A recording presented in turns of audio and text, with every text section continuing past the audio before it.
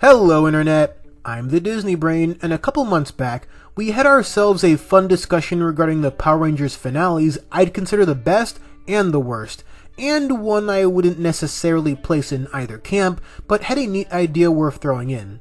The thought process behind Mystic Force's inclusion back then is apropos to our purposes here, since I think there's a lot more to say about how perennial fan favorite season S.P.D wraps things up. And looking at some of the comments, many of you were understandably perplexed as to why it didn't make the cut in the original videos. So, we're killing two birds with one stone here, and getting another, hopefully interesting conversation out of a finale many of you wanted me to talk about anyways. With all that said, let's set the table a bit here before we dig into the finale proper. Most, if not all of you watching this know what S.P.D is all about, but there are a few noteworthy ideas inherent to proceedings that impact my personal read of their closing moments. Important also to note is that while the two-part episode endings is their official finale, I'm also counting Resurrection, the episode right before it, as it serves as an important touchpoint to how Jack as a character resolves leading into the very last scene. So, Space Patrol Delta as a season is defined by its New Tech City futuristic setting, where aliens are now commonplace among Earth's people. How they were able to fast-track alien familiarity to the point where they're only somewhat ostracized, yet still financially unstable if they don't have a stake in law enforcement, is beyond me. I'd like to think that it's the inherent optimism of PR shining through, where S.P.D's founding back in 2001 wasn't treated with years of hostility, since in this universe, weird creatures have been a mainstay since long before that point. Even if some folks in this same universe still somehow don't believe they exist at all. But even the time frame aside, S.P.D is certainly not blind to the implications inherent to Power Rangers as cops running into fearful, wary, street-dwelling aliens that, as Piggy puts it, considers them the monsters. And that isn't just some throwaway line either. S.P.D often makes a point to show how sociopathic many of their former cadets have become. Their first dealing with a deceitful insider was Sky's own former friend, to say nothing of how Sky himself is, in almost every possible respect, a paragon of prejudice throughout most of the series. And it's these ideas, these inconsistently present but still very much present ideas, that set up one pillar of what I think the finale ends up actually positively representing, which in turn is one of the three pillars I'll be talking about today. The second of these pillars does have some intersectionality with the first, but is largely a separate conversation, because to discuss S.P.D's finale means discussing the intentional propping up of the A-Squad Rangers as the most elite force Kruger ever assembled, but also, more generally, the perception of authority and inherent privilege. As such, the B-Squad Rangers that we've followed this entire time are framed as the underdogs who need to rise above their lower level of aptitude. It's not hard to follow that logic. But where things do complicate themselves is with how those same B-Squad Rangers are also presented as the prodigal children of the original S.P.D roster Kruger assembled some 23 years prior. We know that Officer Tate was an essential member of S.P.D's previous generation, because Sky bases his entire reason for being on the importance of him. And while we don't have as strong of an idea as to what everyone else's parents did during that time, which is undeniably weird, we know they were important enough for Kruger to keep tabs on their kids, but maybe not quite important enough for him to offer Z and Jack a real home while looking after just Z from the shadows. Also, undeniably weird. But it's easy to follow some of that logic too. Everyone on B-Squad is a legacy pick, with Sky in particular seemingly embodying almost everything Kruger looks for in a leader, which is troubling and telling at the same time. One thing we can't do is confirm whether or not A-Squad may also have had nepotism lend a hand in their career paths, but from what we do know in this show, we're expected to treat these super-powered legacy babies that have been watched over by Kruger for all of their lives as the ones with the disadvantage here. A disadvantage that we mostly get lip service to, because almost everything A-Squad did as Rangers once upon a time is implied and not so much discussed. A-Squad was only ever framed as the best of the best during the finale and during the first episode, but they were never consistently presented as a higher plane to reach towards. Hell, not even Sky knew who their leader was. It'd be one thing if the conflict felt especially personal in some way, but it really doesn't. It's a twist in the story that was built up to from the very beginning, yet it only ever matters once. Not that B Squad's heritage matters that much more, mind you. It's really only a point of emphasis for Sky and his character trajectory. Meanwhile, Z and Jack had pretty hard lives without parents, and neither thought to ask about what they were like or how they died. But taken together, it's a pair of ideas that don't quite work as well as they could have individually, and actively work against each other in tandem. Adding to that is Sky's expected, but still very much earned, promotion. What weakens that feel-good idea, however, is another inbuilt writing conflict regarding what colors and leadership and relative status are supposed to mean. Something initially, and very firmly, preached in S.P.D's greatest episode ever.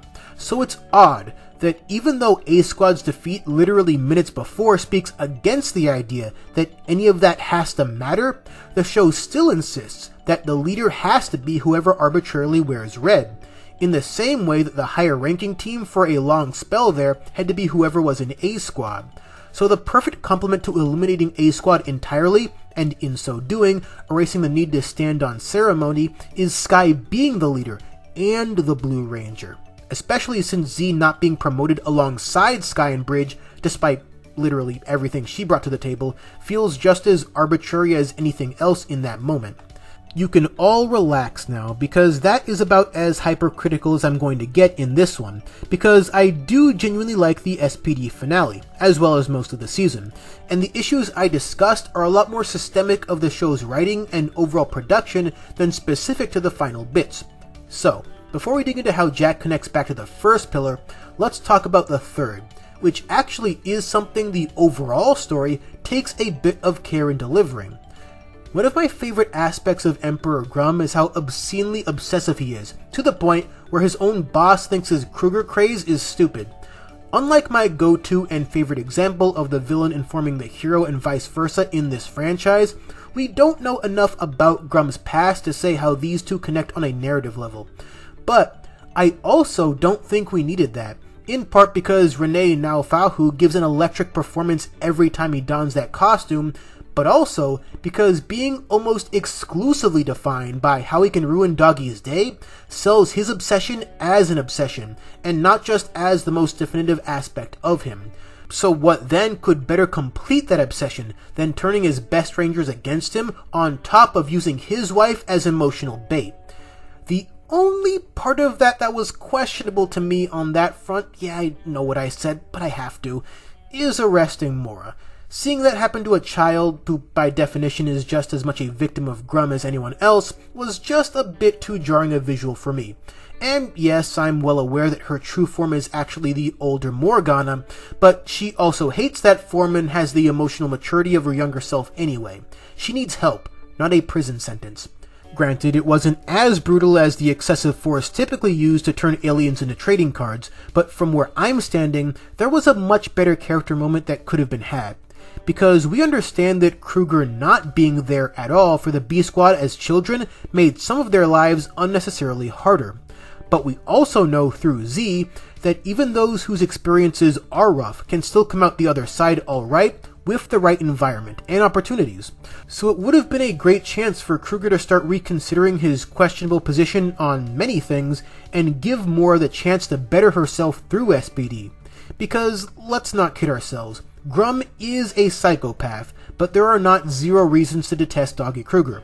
And then maybe Nova Ranger was actually Mora the whole time. Sure, why not? That would actually fit very nicely alongside everything Sam means to the larger story, even if he became far less interesting after slapping a morpher on.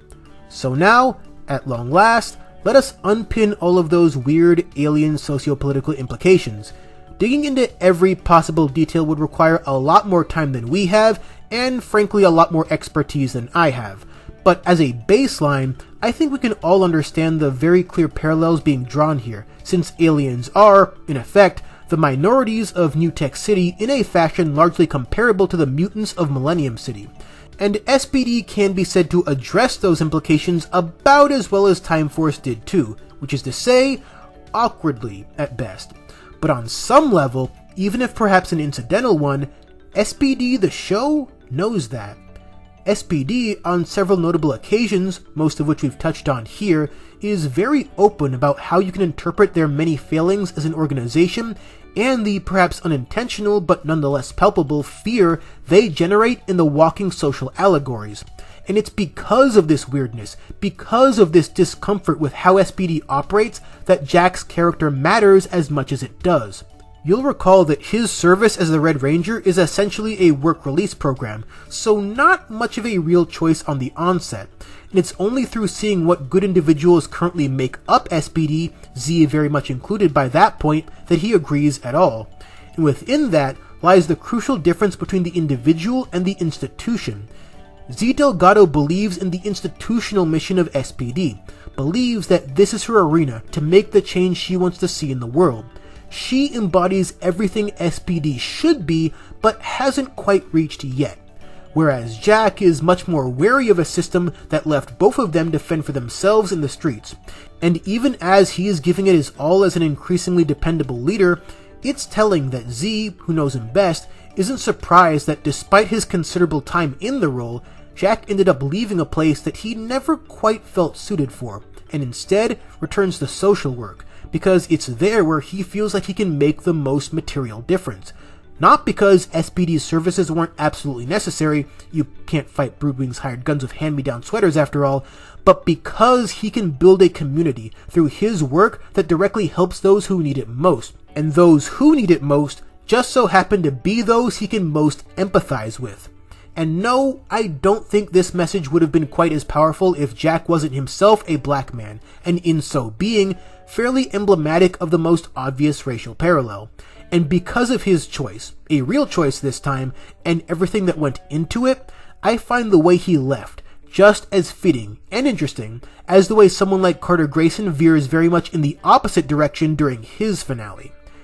Every PR finale has its fair share of lows, but I think Endings is unique in how it takes some of the inherent flaws I'd associate with S.P.D and actually uses them to add both very subtle and overt context to Jack's character journey. And with the numerous pieces that make up that journey, you can see why I wanted to make this an entire video and not just relegate it to a 3-minute slot in a 20-minute video. So you're welcome, S.P.D fans. And with that, I'd like to close by giving a shout out to the first 3 individuals who have joined my channel's new membership feature. Big thank yous to Quasar X, Luis Umana, and Gabriel Potter. If you feel like joining because you like what I do, feel free to hit that join button. If not, don't worry, you're still cool just for tuning in. So, until the next video, thanks for watching.